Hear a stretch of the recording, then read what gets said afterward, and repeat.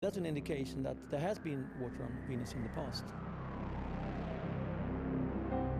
Despite all this scientific effort, we still don't know what triggered Venus's diabolical transformation. People debate over whether Venus ever had a moon. If Venus had a satellite at one point, could that satellite have eventually impacted onto the surface, caused some catastrophe to happen? We don't know. It could have been possibly a factor. Perhaps such an impact explains both the strange calendar and climate on Venus. Was it hit hard enough to flip upside down? And for its day to be slowed to a crawl? Was this the moment Venus's climate was thrown into chaos?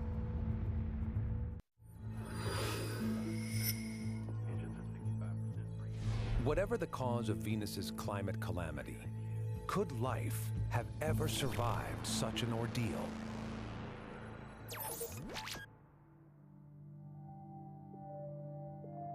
If I had to guess or I had to bet, I would say, yeah, Venus did have life.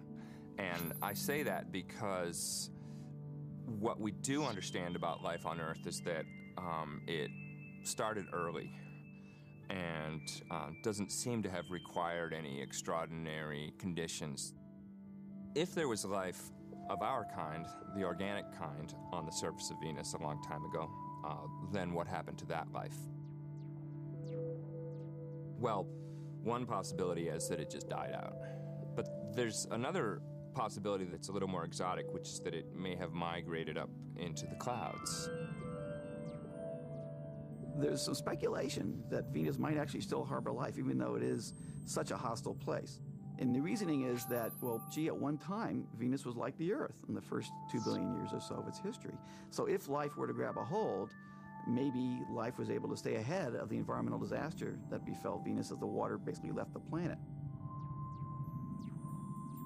Could life really exist in the clouds of Venus?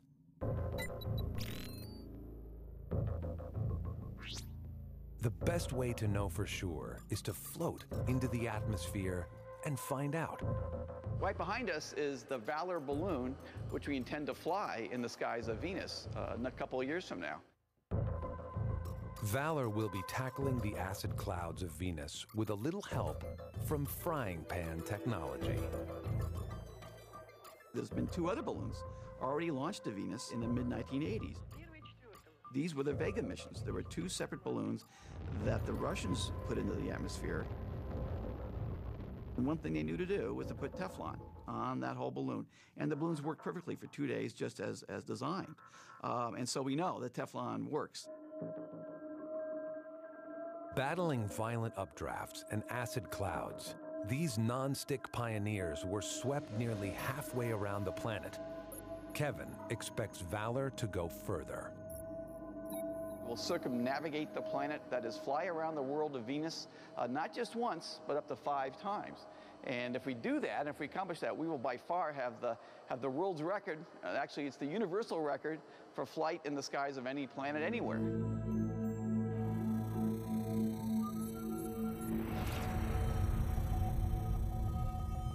Underexplored and unbelievably alien, the hot zone planets are finally being recognized as prime space travel destinations.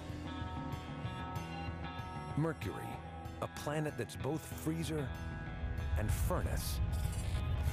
As a geologist, if I could just bring back one rock, one sample, I mean, that would increase our knowledge of Mercury by, you know, tenfold or something. I would like to go to these polar craters and figure out what is it. Even if it's not water, it's something very unusual and very fascinating. And Venus, our unfortunate twin sister. What we'd like to do is explore the regions that haven't been explored before. And so I would pick Alpha Regio here. That's probably the first place I would go.